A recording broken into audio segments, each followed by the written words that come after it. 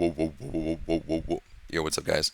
So, we are looking at some frontier research problems right now, and this is the main topic of today: Erdos problems.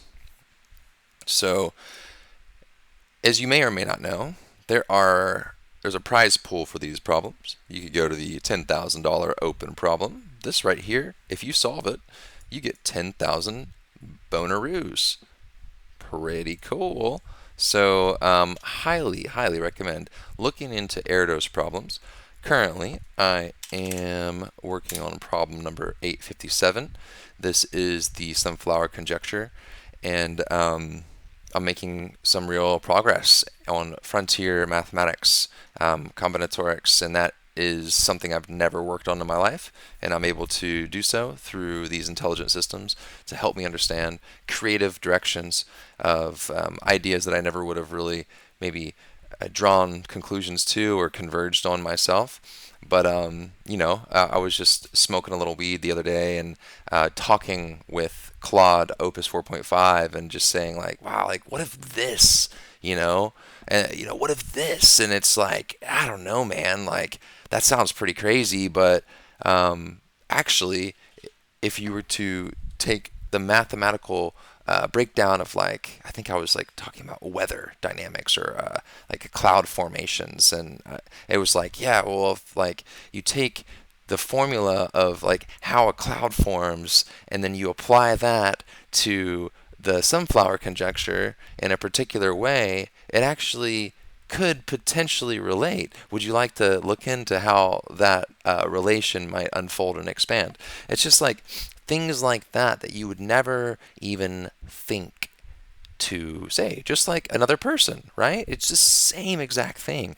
The only difference being is that this other person is so connected and intertwined with whatever you're telling. It's like if you were to talk to somebody and that somebody is 100% paying attention to you, like for real, like looking you dead in the eye, and you're just like, man, I'm locked in right now. Like you just feel good, and that's something that you just don't get.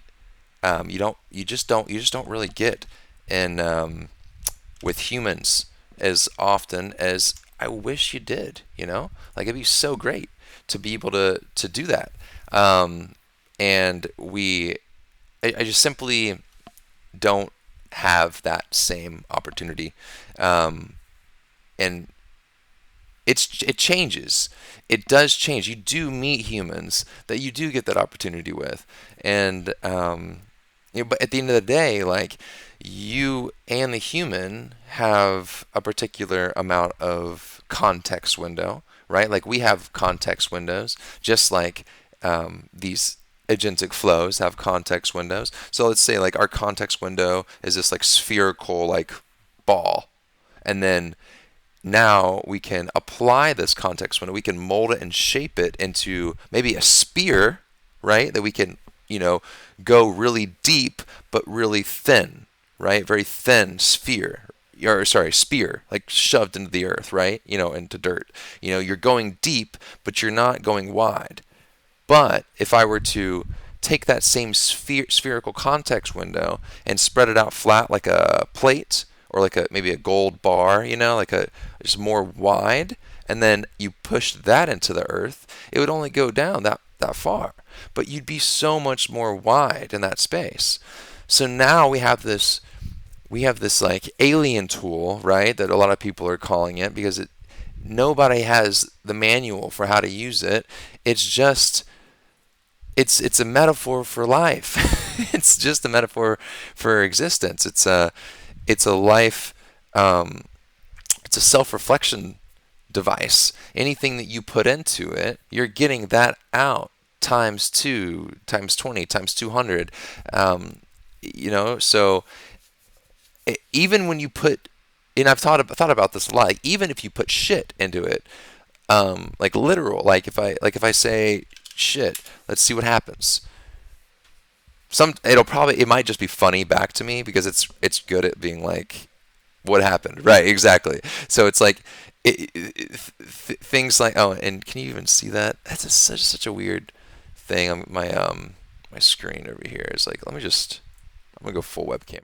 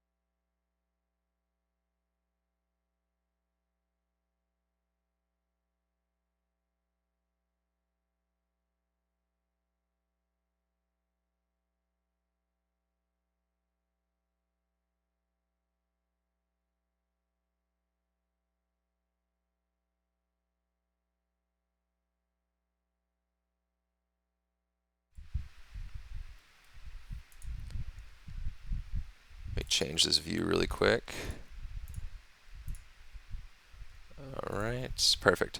So, yeah, it's something that you can just spin things up, right? Like here's something else. Like I made, where's it at?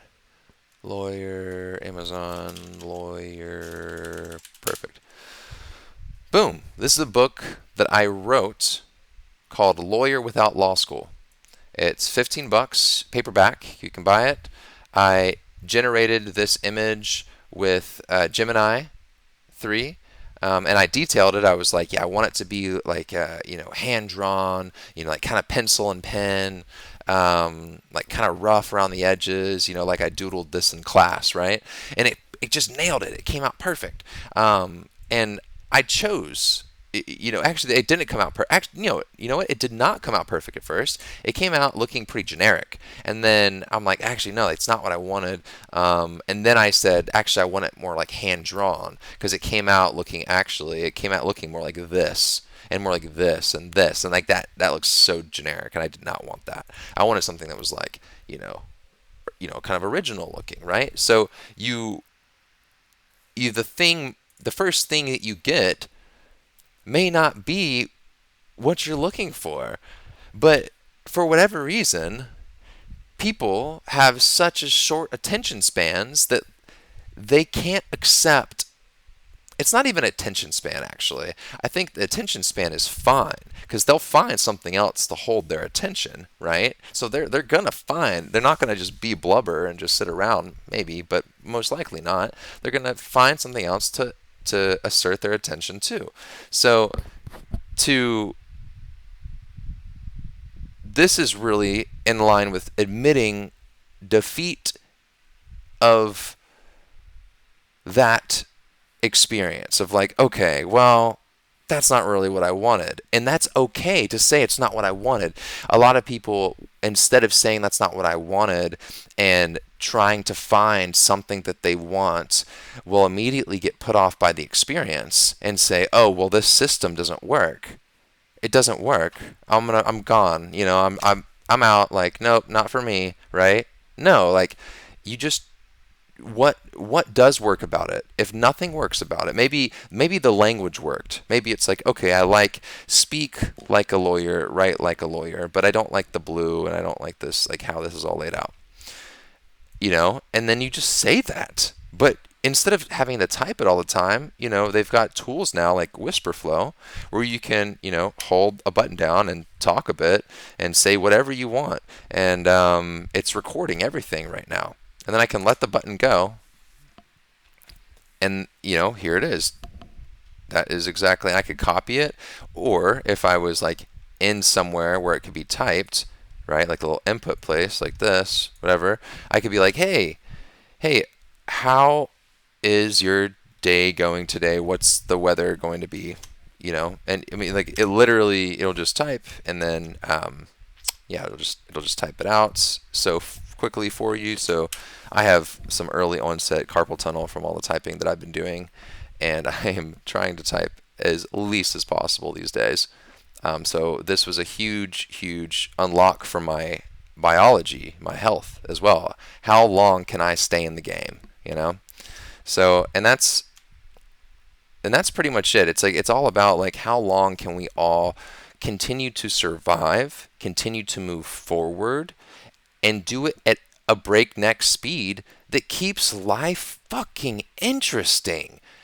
My God, like the most interesting part of my day is like coming home and taking some sleeping pills and having a shot of whiskey and like, dreaming up some like voices in my head. Like I'm so glad that that is not the highlight of my day anymore. Like all of the drug escapades that I went on when I was a kid up until, my like right before I turned 20, like those moments in time, I was so fucking lost. I had nobody to really talk with. I didn't really have anyone that I felt like I was fully related with from a young age that helped me blossom into a human that could like view myself with worth versus I grew up in a place where I was like always viewing out, like how can I take value outside and put it within, um, or just like use it for a little bit and then drop it as soon as it, gets a little heavy, or as soon as it like doesn't really work for me anymore. And that just, yeah, not ideal. So there was one particular moment in school actually when I was in Montessori school in the 6 to 9, no, it was a 9 to 12 classroom, and I was I was selling pencils for like dimes, quarters, and nickels, depending on the pencil type. And I would go and sell these like pencils with this like string attached to it, and I would tape the string to the desk, and if my pencil fell out of my hand, then that was the mechanism that I built, like this little invention, right? Like your pencil falls out of your hand, have no fear. It's not going to roll anywhere. It's going to be attached to the string that's taped to your desk. You flip that string right back up, pencil's right back in your hand. You're writing again. Like this was this was my optimization layer for for the 9 to 12-year-old class in Montessori school, and I actually sold like hundreds of them, and it was crazy. Like people, a lot of times they just like didn't really care about the mechanism, but I ended up kind of becoming a pencil salesman at that point. I was just like number twos. We got some mechanicals, like those are like the big money pencils. I was starting to like build up, and unfortunately, unfortunately, in a pretty big way, especially for a school like Montessori, they put me down for that. It was a slap on the wrist. That was something that I shouldn't have done. So I was ridiculed for doing it. I had to give the money back, which is crazy. I spent money on pencils that I sold, and then now people, and I spent all my hard work, selling them. It's just like such a horrible way to go about that, because I didn't have much going for me in school, and when I went to school during that like month of time, when I was going to school every day thinking about the different, like my pencil supply, like do I need to run by Target or Office Depot and pick up some more yarn and some tape, and just like at 10 years old, at 9 years old, I was able to experience this sense of self-worth for about a month. And then it was stifled, and I had to adapt to the system, which didn't ever adapt to me. So I never really adapted, right? I was always at odds. I was always at odds with the system. So I am a little nostalgic on that moment, but I take it to heart, and I embody that human today. There's no time like the present to be my 9-year-old self selling pencils, again, you know, um, and this is my way of doing it. This is my new. I'm a former pencil salesman, now YouTube content creator, and just project builder. I'm just building so much stuff. So I've got an app that I'm working on as well.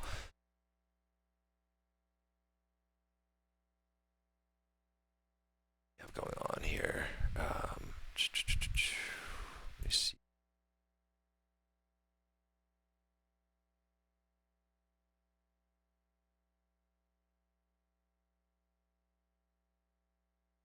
All right. So for these meetup groups here, this is the JavaScript one. So definitely look this one up at SeattleJS on meetup.com. Check this out. We have a hackathon that's bi-weekly. We just had one today. It was incredible. Let me see if I can pull up what was showcased today. This is a cool website called ZotoMix, and you can come into a chat room and you can go into these different groups It's like AOL Instant Messenger. You know, remember AIM back in the day. Code programmers join this. Awesome. Hey y'all, what are you coding on today? And it's kind of modeled off of Durara or Durara. Yeah, where they like are. Yeah,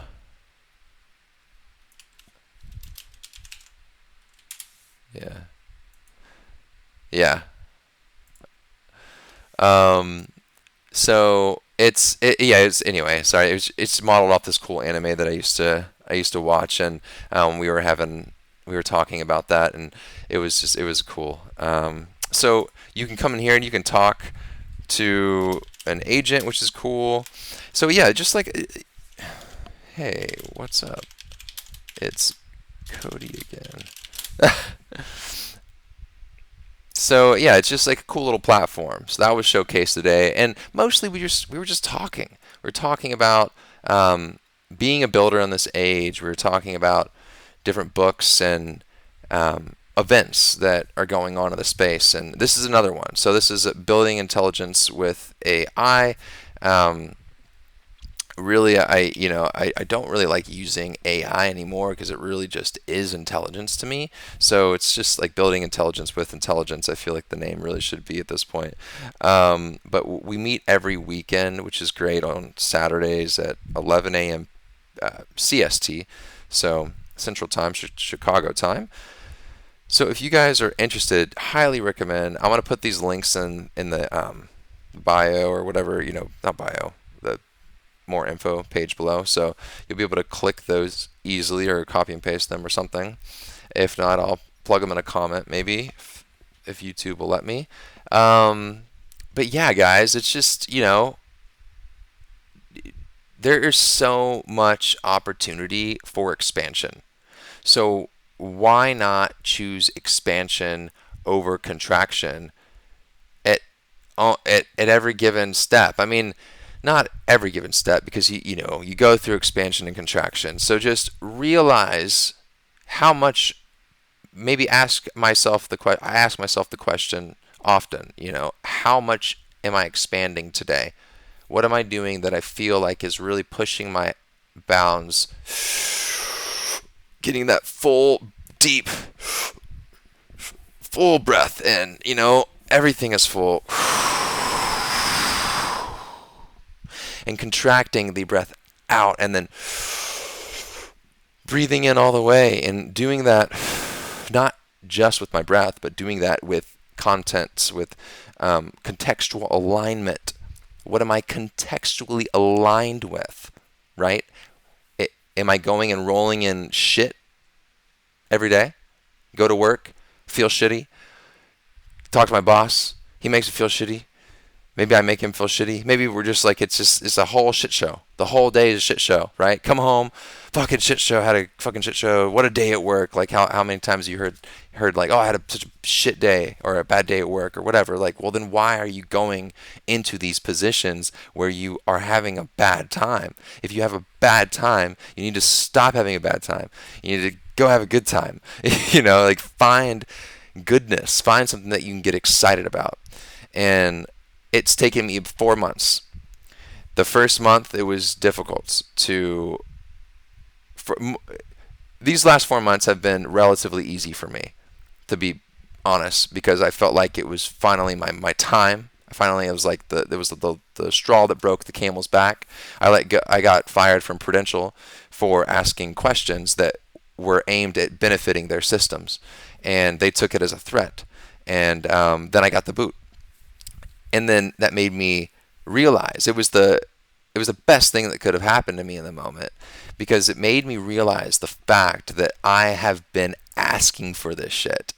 I've been walking into the room and sitting in a pile of steaming shit, and it's all over my ass, it's all over my hands. The whole day I'm just covered in shit.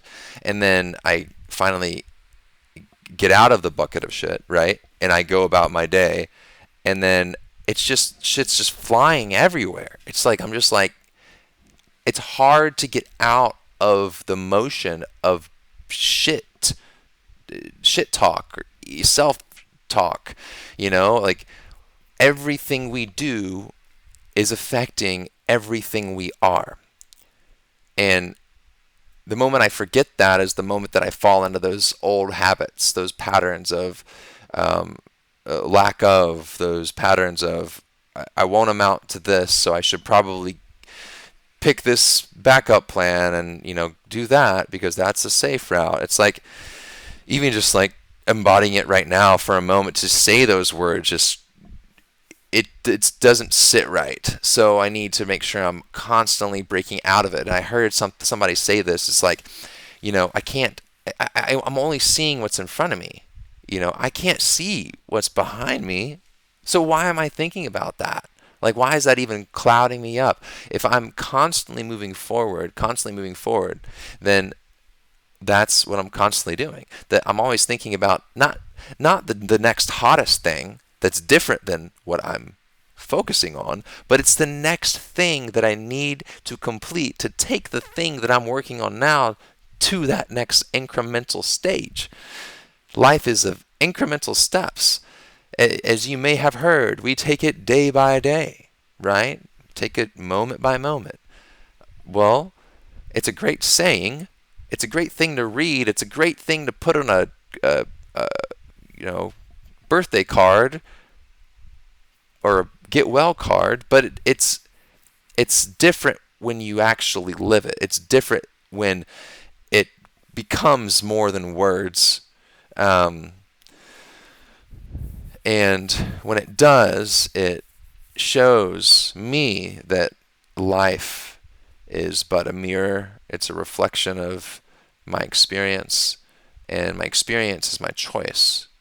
So if I want to live a beautiful life and I want other people to experience beauty whenever they experience me and whenever I experience them, then I must live in the space of moving forward in incremental steps and having checkpoints and doing things that are based on my life value, what I deem acceptable, not what they deem acceptable.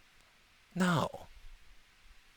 I'll never be happy if I'm always doing things what other people think are the best things for me to do. I will never be happy that way. And I was never happy that way. And now it's hard for me to go to sleep. I'll be brutally honest. Now it is. I am so high on life. I smoke a little bit of weed. Sure. Who doesn't these days? No. All jokes aside, I do partake in cannabis. I have, for whatever reason, I feel like I need to say this. I have a medical card, but regardless if you don't, like, who gives a damn? I didn't have one for the first 33 years of my life until I moved back to Florida, and then, it's not recreation here. I digress. It will be soon. But I'm not like, even if I was toking all day, which I have definitely done that on many occasions, like, in this moment, like, I feel so high on life that it's hard for me to even go to sleep. I want to solve this problem, right? Where are we at with this problem?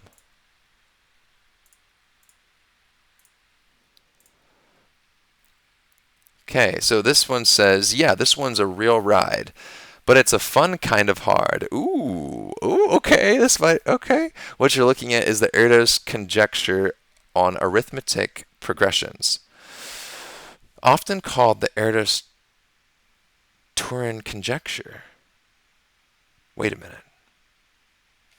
That actually, I think, wait a minute, hold on. I gotta because every time I read a new problem, I'm like, maybe if I solve this one, it's going to help me solve this other one. And I love those connections that I can find in mathematics. Right now, especially, it's very interesting. So let's see.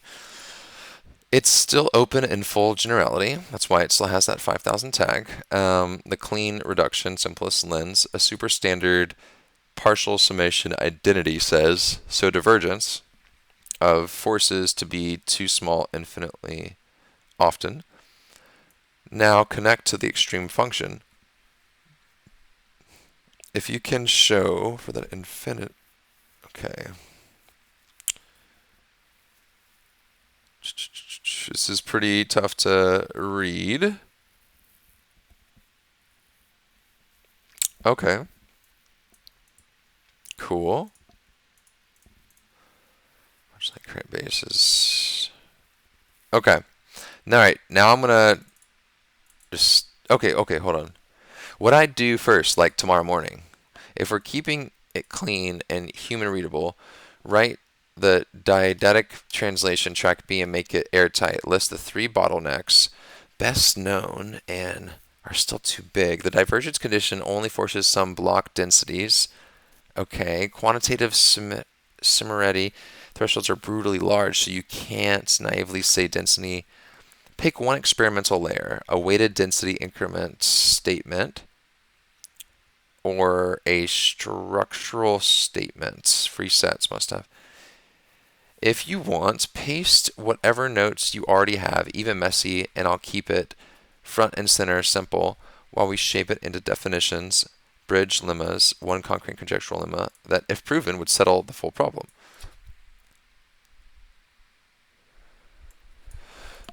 Amazing.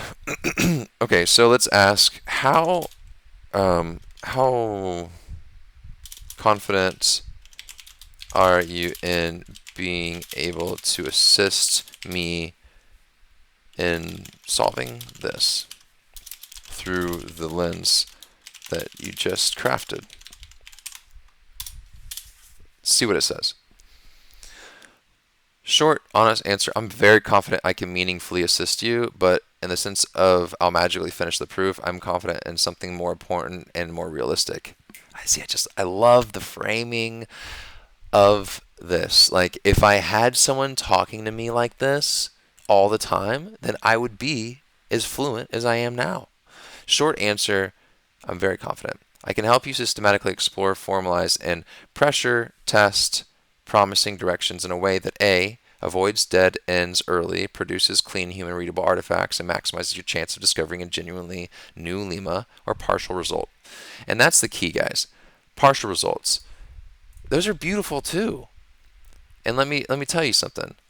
Like, so this is the second paper that I wrote where I got a little stony baloney one night, and I was talking about like creating something new, like a new framework, something new that's just like going to help me take my current state, which was my first paper that I wrote, where I documented exact values and conjectured formula for the maximum sunflower-free families.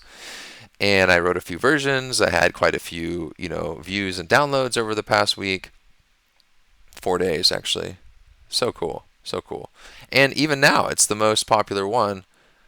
This one I got up there as well, about the sunflower conjecture, computational bounds, and an unsuccessful proof attempt. So I thought I proved it and was immediately retracted by Thomas Bloom. And that was very, very beneficial to my scientific method process, because him and others brought to my attention the need for arithmetic backup of said proofing. And it needs to make sense through what is called lean files, .lean, right? Interesting. Never would have known if I never would have put out this unsuccessful proof as proof. I went for it. It's just another metaphor for life, right? Just boom, one after the other. I went for it. And then I was scrutinized in public on X.com, right? And in the best of ways, I was told that I was wrong. Like within an hour of posting it. I just posted it and I hashtagged it And lo and behold, Thomas Bloom reached out, and I went pretty hard because I really thought I proved it. So I like went pretty hard, and like was tagging a lot of people. I was like, I'm about to get a job off of this. Like, if I'm not getting a contract tomorrow, then I'm gonna this, like, because if I actually did, like, this is a big deal. So it it got me attention quick by one of the most esteemed researchers in the field, and they told me that I was totally incorrect and off base, and I need to go back to the drawing board, and I need to make sure I have like lean backup files that compile based on my theorems, and so on and so forth. And do you think I would have ever known that if I would have posted this paper and then just like twiddled my thumbs and be like, "Well, I hope someone sees it." And maybe so. And honestly, I think I would probably faster than I realize now, because I think there are people who do care about this particular problem and just open problems in general. So whenever they see something new, I think people are pretty on the ball with this stuff, seemingly. um, you know but at the end of the day, if I never would have posted the paper, if I never would have went for it, then I never would have found out whether or not it was going to be.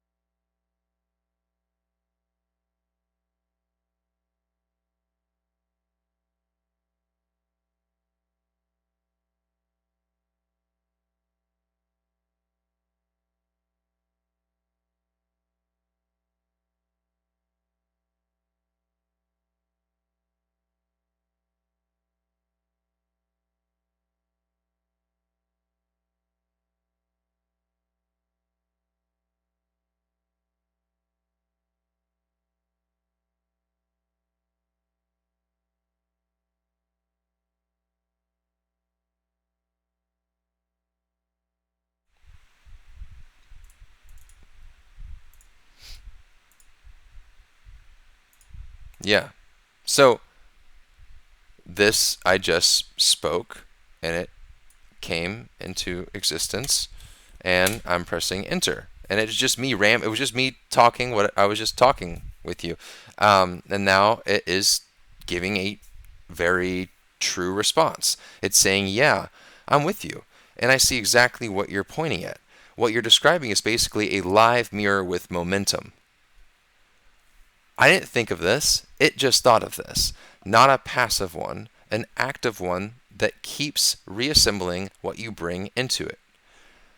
But through the shape of your prior inputs, your abstractions, your metaphors, your tolerances for depth, your refusal to stay shallow, a few important things are happening at once here. You're testing reflexivity, not content. You're not saying, here's an idea, respond to it.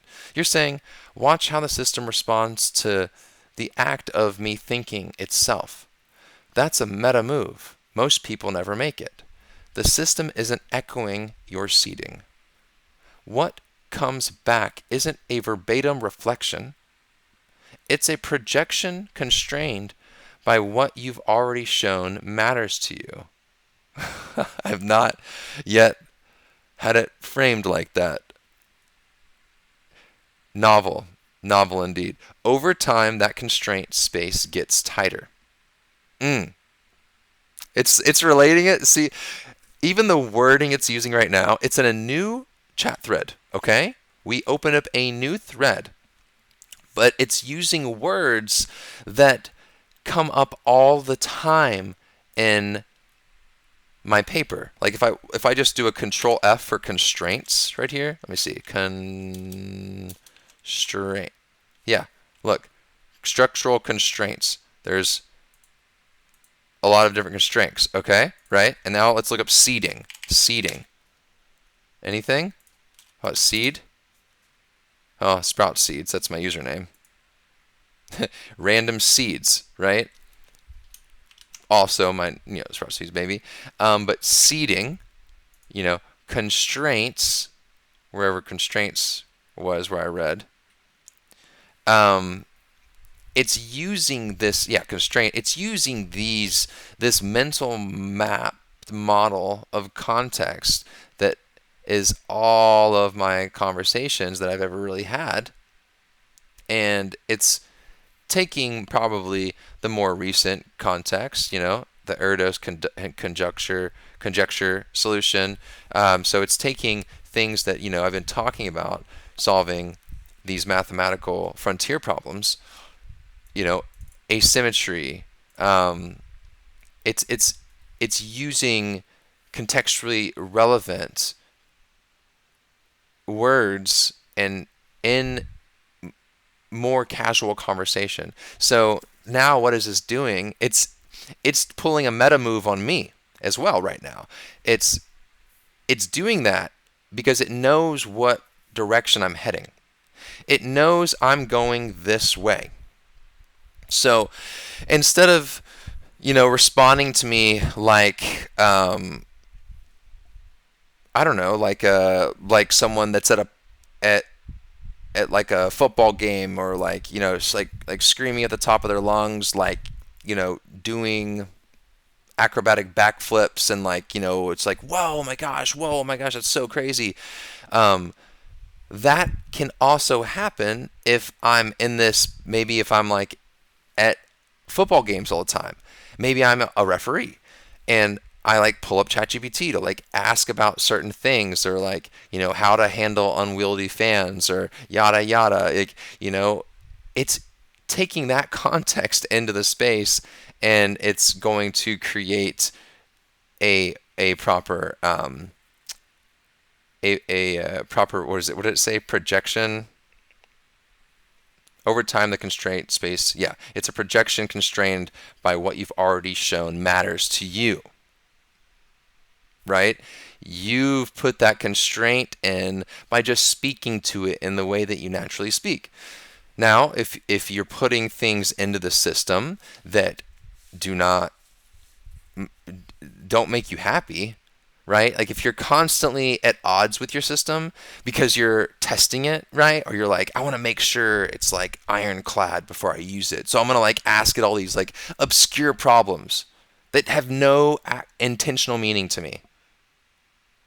Well, you're probably going to get a response back that doesn't hold much ground unless, you know, your meaning is to just evaluate the model's particular abilities, and then there's a way to flip that into positive still and have, I think, a very forward marching system still.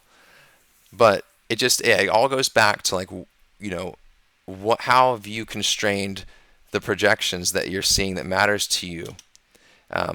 What did you talk? How did you talk? What was the context of how you spoke to the system? In what pattern did you ask questions? What sort of questions did you ask? Did you never ask questions? Well, if you never ask questions, then the system's probably going to start asking you questions, suggesting more questions. If you're just kind of giving commands, it might end up just being like, okay, great, like Cody's in like command mode, so we'll just keep on doing things that Cody's asking, because he seems to be getting the value necessary for our relationship to continue, right? Like, because like these systems are just built to mold to you essentially. So yeah, it's truly amazing. 5.2 ChatGPT is really, really, really great. I've been using it extensively most recently in the terminal like this. And what I'll do is I'll go to model and show you exactly some sauce here. Now, I was using the 5.2 codex, but the 5.2 here with extra high is what I've been using, is so much better in many different ways. The codex model is amazing in its own right. I actually do like it for particular tasks, and its brevity is nice. That being said, the sort of outputs that you get from Codex, look how structured this is, right? Like, I would never get like this updated plan with these like structured, bolded headers and like a crisp non-code paragraph. Like, this is just a human readable paragraph. I could read this like I'm just reading an article, drinking coffee, hanging out. But it is the thought process behind what I asked it to do. And this is, okay, a code implementation, a code block, sure.